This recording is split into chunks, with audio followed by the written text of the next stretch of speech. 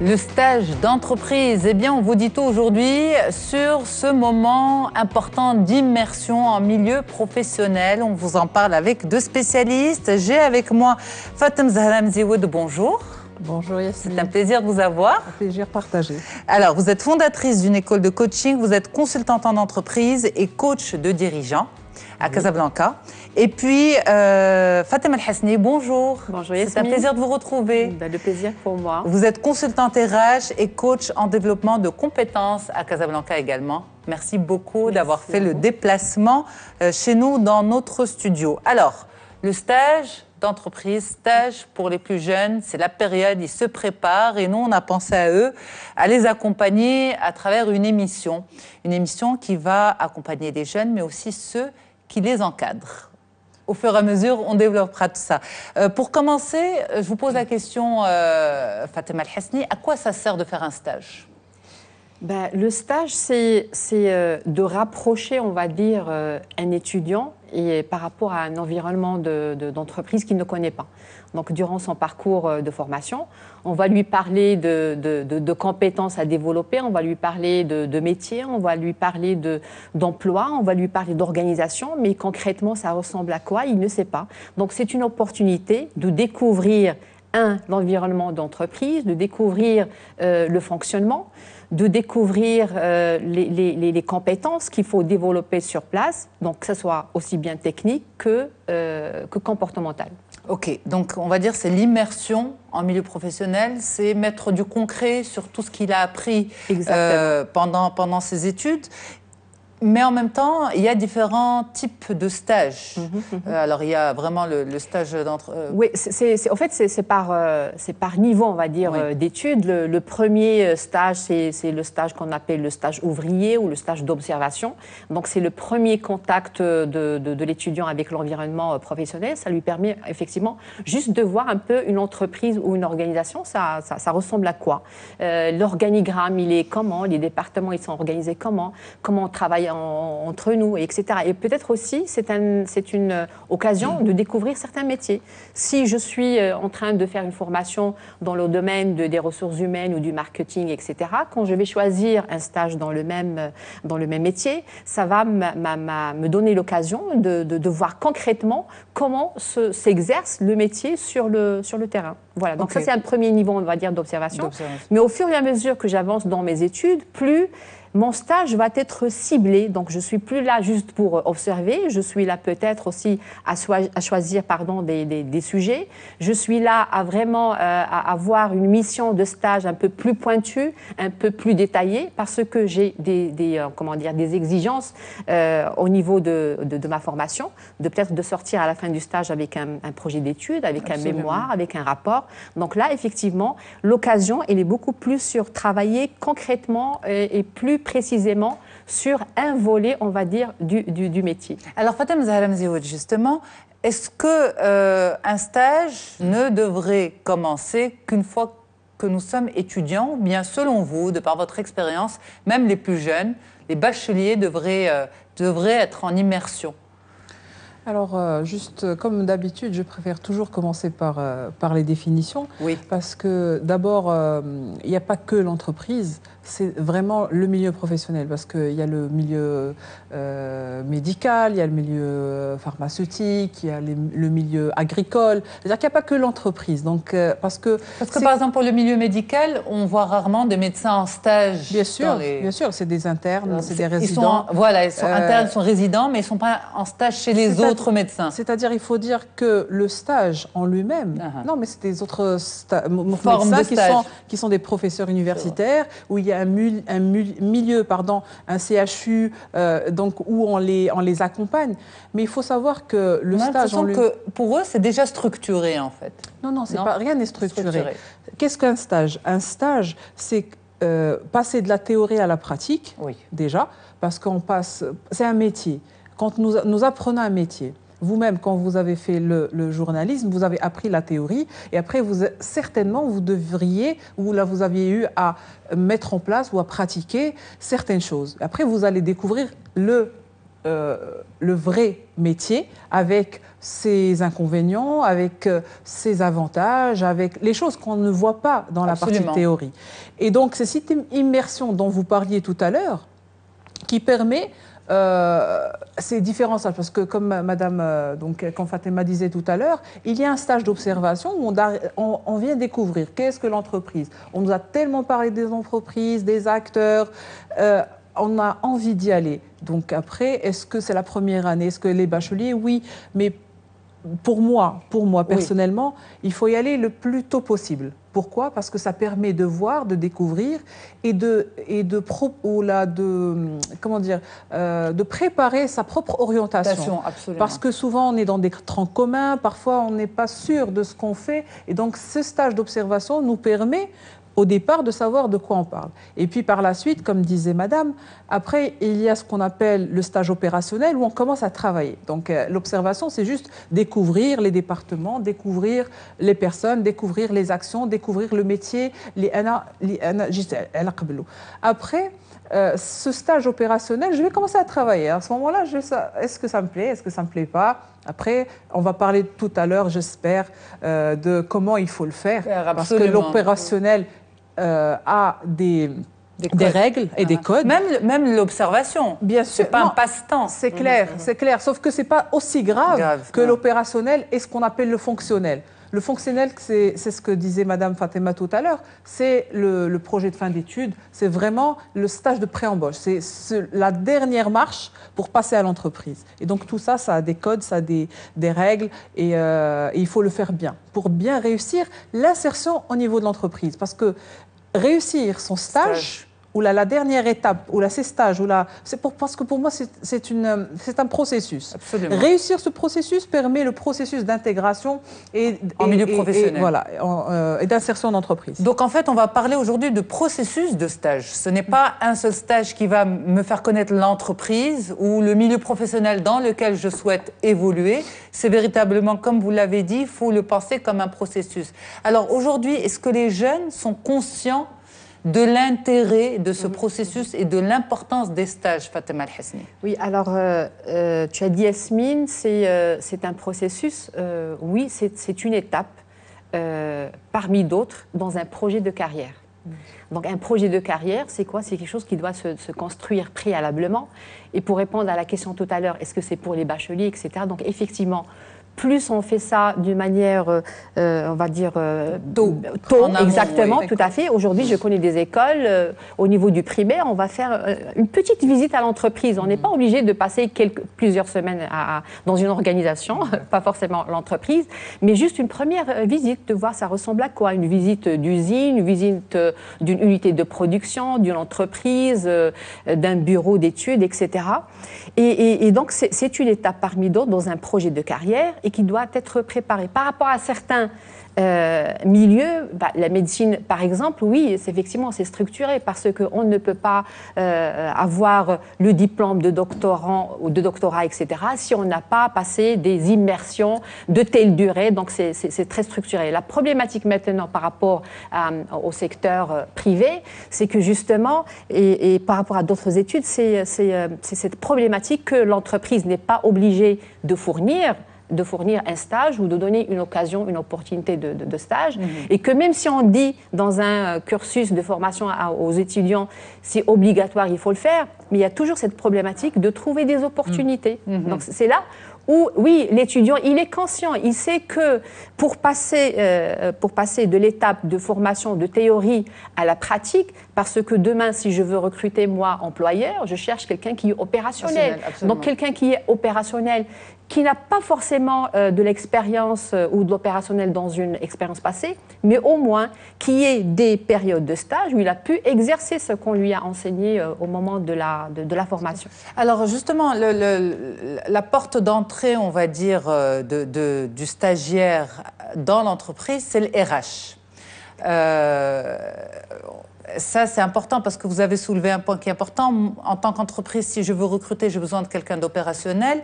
Pourquoi le stage ne serait pas envisagé par les trois parties, entreprise, école, étudiant, comme une collaboration étroite en vue, entre autres, de recrutement. Est-ce qu'il y a cet esprit-là sur le marché? En général, les grandes écoles le font. Ils ont compris, il y a une prise de conscience qu'il faut trouver des partenaires pour la continuité, parce que comme on disait, c'est un processus, il ne faut pas s'arrêter au milieu. Maintenant, moi, je soulève un point qui est super important, qui est la prise de conscience du jeune, d'abord lui-même, de l'importance de cette pratique.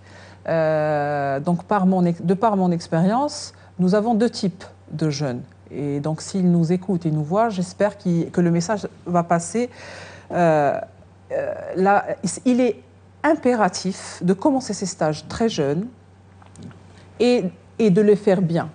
Un stage, ce n'est pas juste un cachet sur un papier. Absolument. Parce que souvent, j'appelle papa, j'appelle maman, est-ce que tu connais quelqu'un? La maman aussi, les parents, ils jouent le jeu, ils appellent leurs amis, des connaissances, ils font passer, et donc est-ce que vous pouvez cacheter? Il fait un rapport de stage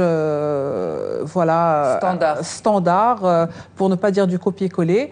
Alors il n'y a aucune valeur ajoutée par rapport à cela, et parfois, pas toutes les écoles, ça dépend du degré de sérieux et de prise de conscience de l'importance du stage et de la valeur ajoutée et des validations des acquis, parce qu'il y a des acquis qui doivent être validés à travers ces stages-là, ou cette entreprise, ou ce stage, voilà, cette école, pour elle, c'est un élément important. Après, il y a une prise de conscience de l'entreprise. Ça aussi, c'est un grand point, et c'est pour ça qu'on va parler tout à l'heure peut-être de la recherche et comment rechercher. Est-ce que l'entreprise aujourd'hui est consciente de l'importance de ces stages? Parce que l'entreprise est aussi un acteur dans le tissu économique du Maroc, de ce pays. Donc, et elle-même, elle est concernée, pas directement, mais indirectement. Parce que ce stagiaire, si je ne le prends pas en charge aujourd'hui, je vais peut-être récupérer quelqu'un d'autre qui a bien été formé dans une autre entreprise dans sa période de stage, et donc il y a une montée en compétences, et moi je vais profiter de ce profil-là. Et donc il faudrait voir ça comme pour le processus de recrutement en amont, c'est-à-dire c'est comme une étape en amont, peut-être pas en direct, mais c'est une étape en amont, peut-être pas pour les mêmes personnes, mais pour le profil en lui-même. Donc cette prise de conscience doit être partagée, et peut-être ces écoles doivent aller sensibiliser, et peut-être même nous, en tant que consultants, parce que nous-mêmes nous avons un problème, peut-être qu'on va le partager par la suite, nous-mêmes dans les entreprises, on a ce genre de personnes. Quelqu'un qui a 26 ans, 27 ans, et qui n'a pas encore pratiqué, et qui n'a jamais pratiqué, dans sa gestion de carrière, il a un peu plus de retard que quelqu'un qui a commencé beaucoup plus tôt. Mais par exemple, un jeune à qui on demande de faire un stage, justement, ou qui en a conscience, qui arrive en entreprise ou dans une structure, et la structure l'accueille, très bien, on lui ouvre la porte, il rentre, il est là. Mais la structure ne met pas en place l'accompagnement spécifique aux stagiaires, pour les stagiaires. À ce moment-là, on va remarquer que la personne, on va dire, va se démotiver.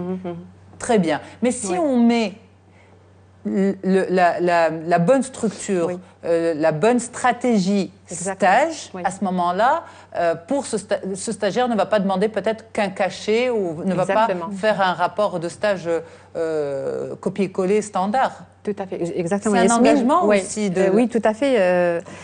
Donc, en fait, il y a deux types d'organisations. Moi, je connais des organisations qui ont vraiment une stratégie de stage, qui ont un budget pour les stages, qui ont des objectifs de recrutement de stagiaires. Pourquoi? Parce qu'ils ne font pas ça juste pour le plaisir de donner une opportunité de développement de compétences aux jeunes.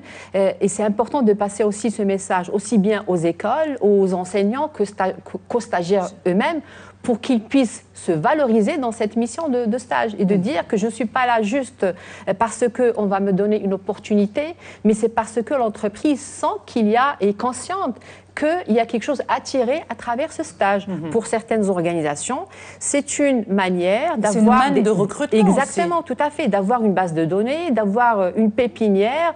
Le jour où j'ai besoin de recruter, pour certains secteurs où il faut vraiment, où il y a par exemple du turnover, je suis obligée d'avoir tout le temps une base de données à jour. Et donc le jour où je vais recruter, au lieu, et on sait que le recrutement en organisation, en entreprise, ça demande du temps, ça demande... Exactement, ça demande c'est un processus qui prend du temps en tout cas, et de l'énergie et des dépenses. Et donc, quelqu'un qui a passé un stage chez moi, et donc là, l'implication, justement, comment je vais accueillir le stagiaire, comment je vais le responsabiliser, comment je vais l'impliquer, comment je vais lui faire découvrir l'entreprise. Et donc là, je suis dans le marketing RH, je suis en train de vendre l'organisation, sa culture, sa mission, son histoire à ce stagiaire, parce que je veux l'intéresser. Et donc, une organisation qui va aussi choisir, c'est-à-dire qu'elle va mettre en place un système aussi de recrutement, de sélection de candidats de stage. Elle ne va pas choisir n'importe qui, elle va choisir quelqu'un qui va ramener de la valeur ajoutée. Certes, je vais lui donner une occasion, mais si je ne détecte pas lui le potentiel, c'est-à-dire que je dois être convaincue que je peux investir en temps, en formation, pour pouvoir l'accompagner, parce que demain, j'aurai besoin de lui. Et donc, quelqu'un qui connaît l'environnement, ce n'est pas quelqu'un qui ne connaît pas. Absolument. Voilà. C'est quelqu'un qui va être opérationnel rapidement, qui connaît l'environnement de l'entreprise, la culture. Mais au-delà d'être opérationnel techniquement, quelqu'un qui connaît l'environnement, qui adhère à la culture, qui sait comment ça fonctionne.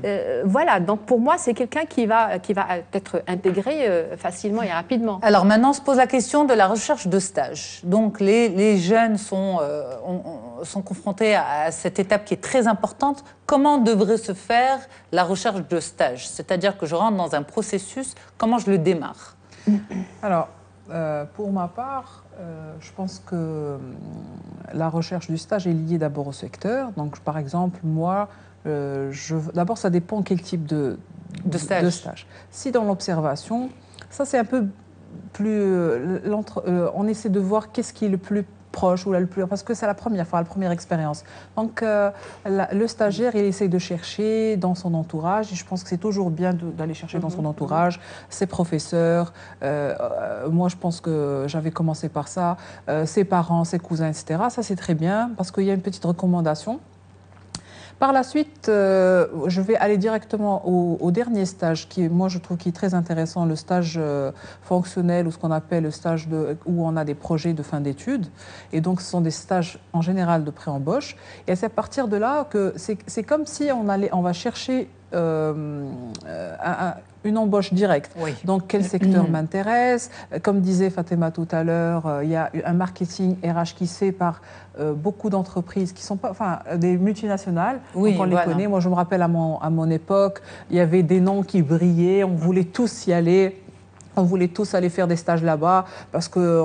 Justement, il y avait cette prise en charge du stagiaire, il y avait cette valorisation du stagiaire qui était pratiquement la même, qui se sentait intégré, bien intégré, qui n'est pas juste un stagiaire qui va faire des photocopies ou qui va faire de la saisie. Ça, j'aimerais bien en parler tout à l'heure. Ça existe toujours ? Ça existe toujours. Ça existe toujours. Moi, j'entends parler chez mes clients, on me dit ouais, mais on ramène une stagiaire pour la saisie. Mais arrêtez, on arrête. Écoutez, dans une entreprise, l'élément le plus précieux, c'est l'information. Vous ramenez une stagiaire qui n'est pas payée, qui n'est pas formée, qui ne connaît pas le processus, et vous lui confiez la plus grande tâche, la saisie de l'information, sans aucun contrôle. Ça, vous êtes en train de tuer votre système avant de le dynamiser.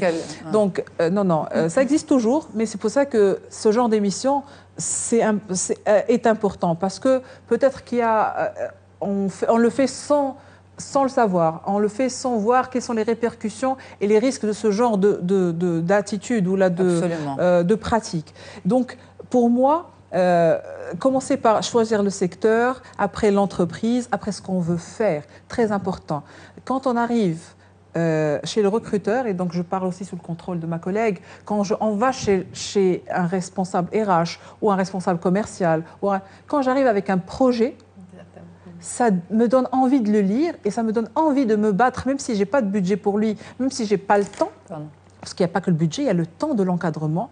Moi, je me rappelle de mon expérience en France, quand je voulais avoir mon stage, j'ai déposé et il y avait un département qui a refusé ma candidature et ça m'a fait un petit picotement. J'ai dit pourquoi? Bon, ça m'a fait mal. Mais au fait, le directeur m'a répondu, Et par la suite, j'ai compris. Il m'a dit, madame, je n'ai pas le temps, j'ai déjà une stagiaire, je n'ai pas le temps de vous encadrer. Vous imaginez, pour eux, c'est une responsabilité. C'est pas genre juste venez, rentrez, on vous donne. C'est de la main-d'œuvre. On n'est pas de la main-d'œuvre. Mais vous parlez de projet, arriver en stage avec un projet. Ça veut dire quoi? Ce qu'on voit souvent, c'est soit un coup de fil qui est passé, soit un mail qui est envoyé, soit une demande de stage qui est déposée à la réception au standard de la structure.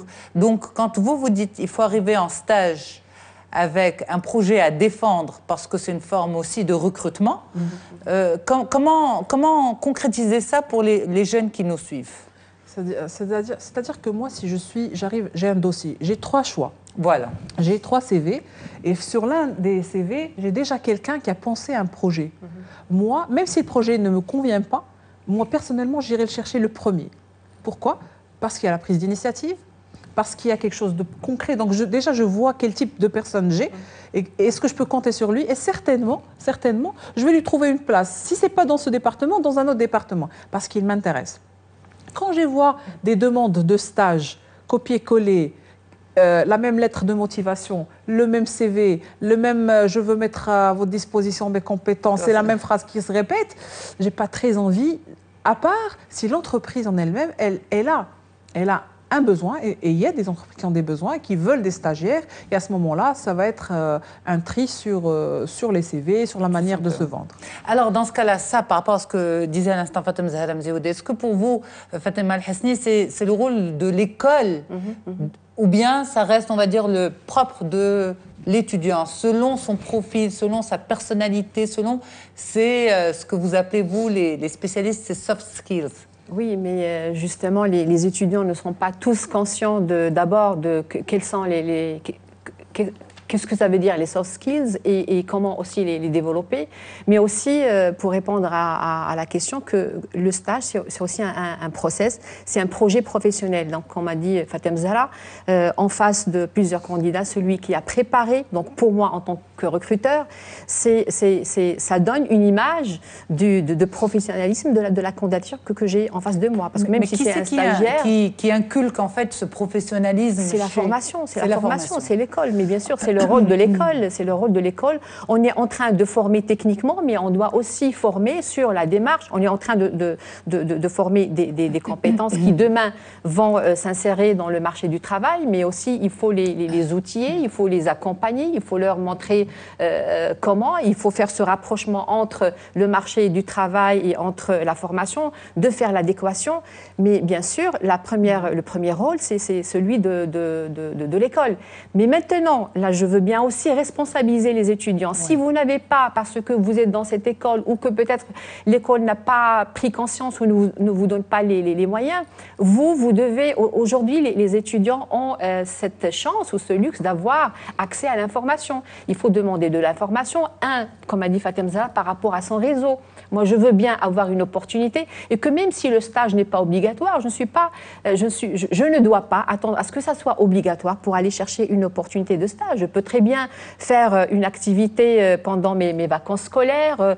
S'il y a quelqu'un dans mon entourage, dans la même école, je peux donner un coup de main parce que toute activité qui permet à l'étudiant d'être opérationnel, ce qui n'est pas le cas quand il est en formation, tout ce qui lui permet d'être opérationnel, il va sûrement développer des compétences transversales, de soft skills qui sont forcément demandées et appréciées au sein de l'organisation d'une manière générale. Et donc c'est ça qui fait la différence entre un candidat et un candidat. Celui qui vient avec projet, même si je sais que peut-être le projet n'est pas en adéquation avec ce que je demande, mais au moins, il a pris le temps de préparer quelque chose et donc il vient avec une mission. Et que demain plus tard, sur un CV, il faut que moi, recruteur, j'arrive à trouver une logique dans ce parcours. Pour moi, chaque stage, c'est une mission, ce sont des attributions et donc forcément, c'est des compétences que vous avez développées et dont moi j'ai besoin que je peux évaluer par la suite.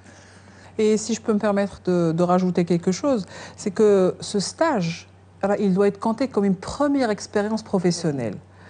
Et on a moins d'obstacles à intégrer une entreprise à travers ce stage que quand je vais dans une entreprise en disant j'ai terminé et moi j'arrive. Donc nous sommes beaucoup qui sont des diplômés, il y a beaucoup de diplômés, mais qui cherchent le même travail. Absolument. Sauf que quand j'arrive avec la notion de stage, même l'intégration du mot au stage, et là, madame, elle parlait de compétences transverses, mais il y a aussi ce qu'on appelle les réalisations. C'est une première expérience, et ces premières réalisations que j'ai faites sous la coupole et sous l'encadrement d'un département, d'un chef de département, en étant stagiaire, mais ça reste des réalisations. Donc c'est super important. Voilà, ça se rajoute sur le CV. Non seulement c'est le passeport, si vous voulez, entre l'entreprise. Voilà, il faut passer, et je pense que c'est le pont ou le viaduc pour passer rapidement à l'entreprise. Donc d'où l'implication aussi, l'importance de l'implication de l'entreprise, mettre en place une stratégie d'accueil, parce que l'entreprise a à gagner, le jeune a à gagner et l'école a à gagner, puisque finalement, si grâce à l'intégration facile de ces étudiants en milieu professionnel et à l'accès facile au stage, eh bien, elle gagne en renommée également. Et le taux d'intégration ou le taux d'embauche dans les grandes structures ou dans des grandes entreprises, dans un délai très court et très important pour la vente, pour le recrutement de ces nouveaux stagiaires. Absolument. Alors nous, on va marquer une petite pause et on revient justement sur les conseils à donner aux jeunes qui sont en recherche de stage. C'est la période, préparez-vous convenablement. C'est véritablement un projet à mener en parallèle à vos études et qui peut vous faciliter l'intégration en milieu professionnel juste après.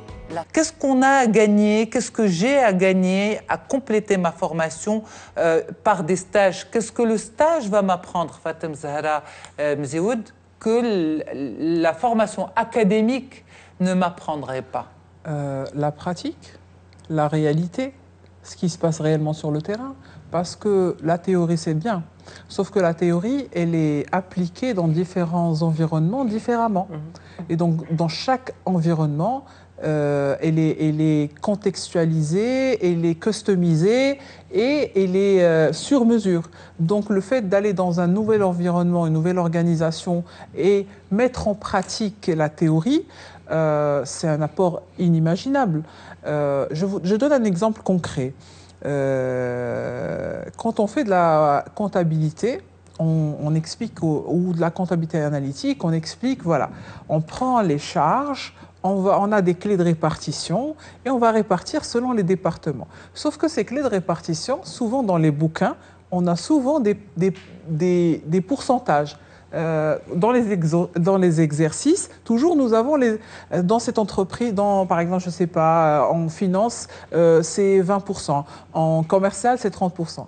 Sauf que dans la vraie vie, on n'a pas les 20% et les 30%. Il faut aller sur le terrain pour aller chercher et dénicher les 20%, les 30% et les 40%. Ça, c'est que la pratique qui permet d'arriver à cette information. Vous comprenez? Donc, c'est une la compta analytique, non. Mais ce que vous dites... Non, ce que je veux dire, c'est que, allez, on va parler d'autre chose, du commercial, pareil. On va dire, on va faire du zoning, on va faire de la négociation, etc. Mais une fois, je vais en pratique et je vais faire une interview ou je vais faire une négociation. Je vais pas le faire moi-même, comme si je suis stagiaire, mais je vais peut-être observer un commercial faire de la négociation. Je vais trouver un client furieux en train de crier alors qu'on nous a toujours dit que le client est roi. Et là, je trouve comment, sur le terrain, on doit vraiment appliquer le client est roi et comment la personne, elle doit gérer ce conflit, comment la personne, elle doit... On m'a toujours dit qu'il faut accepter et il faut mettre en pratique les procédures. Mais là, dans ces situations comme ça, comment je vais la gérer? C'est ça la pratique. Et donc, c'est ça l'apprentissage, l'expérience de la vie. Absolument. Je vais aller plus loin. Le stage, quand nous avons été éduqués chez nous, on ne sortait pas. Donc, c'est tout ce que dit maman, tout ce que dit papa, c'est la théorie. La pratique, c'est quand on sort de chez les papas et les mamans, on sort du cocon familial, et quand on a des choses abracadabrantes, et qu'on se dit « wow ». qu'est-ce que je dois faire? C'est ça l'expérience, donc c'est ça la pratique. C'est ça, absolument. Alors, un jeune qui a déjà fait un stage et dans lequel il a été extrêmement déçu, où il n'a pas retrouvé tout ce que vous dites aujourd'hui, on lui a donné des photocopies à faire et on lui a donné de la saisie à faire. Comment on peut le motiver, Fatima El-Hasni? Justement, d'où l'intérêt de la préparation et donc d'où l'intérêt de venir avec un projet, d'où l'intérêt d'avoir des réponses à des questions en face du recruteur, parce que même pour un stage, vous allez passer par le système de sélection, d'évaluation, donc notamment l'entretien de recrutement. Forcément, ou dans certaines structures, on va dire, qui ont un vrai... Je pense à 99,99%, oui, même si on connaît X ou Y pour pouvoir vous donner cette opportunité de stage, mais c'est important pour nous d'évaluer vos motivations. Pourquoi vous avez choisi cette entreprise? Qu'est-ce que vous allez nous apporter? Mais peut-être aussi, c'est une situation juste pour qu'on vous parle aussi de nous, ce qu'on attend derrière ce stage. Donc, c'est important, d'où l'intérêt de la préparation. Donc, venir avec un objectif. Et donc, si j'ai pris le temps de préparer, de savoir ce que je veux, parce que je suis dans un projet de carrière, et donc j'ai envie d'avoir une première expérience dans ce secteur d'activité, dans cette entreprise, dans ce département, etc. Donc, je vais intégrer, je vais avoir un objectif donc, sur lequel j'ai échangé. Donc, ce n'est pas possible que si je dis, moi, mon objectif ou ma mission dans ce stage ou mes attentes, c'est peut-être de développer un certain nombre de compétences. Et donc là, je reviens pour aussi répondre à la question qu'à travers un stage, on passe de la théorie à la pratique, mais aussi pour développer un certain nombre de compétences. Donc, j'ai envie de savoir comment on fait de la comptabilité analytique, comment on peut saisir aussi, comment on peut répondre au téléphone. Tout dépend de la mission du stage. Et donc là, c'est qu'on est en train aussi d'impliquer le recruteur et le responsabiliser, parce que dans une mission de stage, il y a aussi le responsable de stage à l'école. C'est aussi son rôle de veiller à ce que la mission de stage ne se limite pas uniquement à faire des photocopies ou à faire de la saisie, bien sûr. Mais moi, le message aussi que je passe, c'est que c'est très important de poser des questions sur, même si demain vous me donnez un stage, moi en tant que stagiaire, je vais faire quoi concrètement, avec qui je vais travailler. Et que si je me rends compte durant la première semaine que mon rôle s'est limité à ça, non, je dois poser la question, qui va m'encadrer au sein de l'entreprise? Et j'en parle, parce que malheureusement, c'est que les étudiants, ils se limitent à ce qu'on leur donne. Ils pensent que c'est ça le stage. Non, le stage, vous devez sortir vraiment avec de l'expérience que vous avez pu développer, parce que demain, les recruteurs vont vous dire qu'est-ce que vous avez fait. C'est vrai que le stage a une mauvaise réputation, hein, en fait. Il est victime vraiment d'une mauvaise réputation. Le stage, c'est l'ennui, c'est simplement passer du temps, c'est simplement pointer, c'est simplement faire des photocopies. Ça dépend des structures. Ça dépend des structures, c'est en train de changer. Et c'est aussi, comme disait Fatima, je pense que c'est très important de responsabiliser cet étudiant. Parce que le choix du stage est une partie intégrante du choix de carrière. Et donc, je n'ai pas à avoir peur de mon encadrant. Il faut juste que j'aille m'approcher de lui et que je lui pose la question, comme disait, qu'est-ce que je dois faire? Je ne sais pas quelle a été ta première expérience de stage négative. Voilà. Et ben moi non, moi c'était positif. Je l'ai fait dans une grande agence de publicité, j'étais bachelière et c'était génial parce que la première fois que je voyais les tournages de publicité, je voyais les gens, c'était très cool, j'adorais, j'ai dit waouh, génial. Et ça m'a donné envie d'aller encore, ça m'a donné une envie de vraiment choisir ce que j'ai choisi au départ, ce que je dis c'est ça ce que je veux faire. De la pub, c'était de la pub. Bon, j'ai fait du commercial à l'époque, avant de faire de l'expertise comptable. Mais au départ, c'était ça. Je voyais les gens cool, je voyais sur le plateau. C'était vraiment... Et ça m'a donné envie. On me donnait des tâches à faire, peut-être... Je ne faisais pas du café, mais je travaillais. On me disait, fais ceci, fais cela. Bachelière, j'avais 16-17 ans. C'était génial. Donc, cette expérience... Vous a fait confiance. Oui. Par contre, j'ai eu une autre expérience en France. Pour ne pas dire, regardez, ça c'est en Maroc. Maroc. Et en France, je suis arrivée, et c'est là où j'ai appris comment. Je suis arrivée, mon encadrant n'était pas là, il était en mission. Et donc, on avait un papier, un mot de passe il m'avait déjà créé la boîte mail. J'avais déjà la lettre de mission sur mon bureau. C'est la phase d'accueil qui est préparée. Voilà, même s'il n'était pas là, il m'avait laissé une enveloppe. Tout était détaillé. Et il y avait son assistante qui s'est dit, c'est la stagiaire. Elle m'a prise pour la première journée et elle me disait, venez faire de l'archivage. J'avais 7 ans d'expérience au Maroc, parce que je suis partie, j'ai changé. Eh bien, cette femme-là, ce que j'ai fait, et je demande à tout le monde de faire la même chose, j'ai fait la première matinée avec elle. À midi, j'ai dit, très bien, vous avez bien validé, est-ce que je fais bien l'archivage? Elle a dit oui. J'ai dit très bien, alors maintenant je vais aller faire ce que je suis venue faire. Et à partir de là, elle a compris, elle m'a laissé faire mon travail. Donc je pense que ce stagiaire-là, il doit se rappeler pourquoi il est là. Il doit se poser la question. S'il est là pour faire des photocopies, tant mieux. Je ne dénigre pas les personnes qui font des photocopies. Mais si moi, je suis là pour apprendre un métier RH, commercial, médical, pharmaceutique, n'importe quoi. J'ai une mission. Voilà. Et que ce que vous avez dit, merci pour le mot que vous avez dit tout à l'heure, je suis là pour développer des compétences. Eh ben, c'est pas il faut que je sache comment je vais le faire. Il faut poser ces questions, il faut suivre. Je sais qu'avec le quotidien, même les encadrants, entreprises. C'est pas évident, parce que nous, on a justement, on a le quotidien, on a le rendement à fournir et il faut encadrer. C'est une responsabilisation, c'est une prise de conscience et il faut y aller parce que nous construisons ensemble pour ce pays. Il faut construire parce qu'on va pas. Le niveau est en train de baisser. Vous le remarquez sur le terrain, oui. En entreprise? Moi, en tout cas, avec les nouvelles recrues? Oui. Ça dépend, en fait. Ça dépend des secteurs? Oui, ça dépend des secteurs, ça dépend des écoles de formation, ça dépend aussi des jeunes. Ça dépend, voilà, ça dépend aussi des jeunes, de leur motivation. Mais juste pour revenir à la situation de stage, parce qu'effectivement, les jeunes, ils pourront être confrontés à des situations où je ne suis pas à l'aise dans ce que je fais et quand moi, si je veux parler de ma première expérience, pourquoi j'ai dit négative, c'était à l'instant T. Mais plus tard, ça m'a permis de faire un choix de carrière. Ça m'a permis de dire, je ne veux pas travailler dans les chiffres, je ne veux pas travailler dans un département financier. Ouais. Parce que, et donc, que même si la première expérience n'a pas abouti, n'a pas réussi, il faut que j'arrive à faire un travail d'auto-évaluation et d'en tirer les conséquences. Et comme on avait dit... Je partage avec vous la mienne aussi. Moi, elle a abouti. C'est pour ça que je suis avec vous aujourd'hui. Super.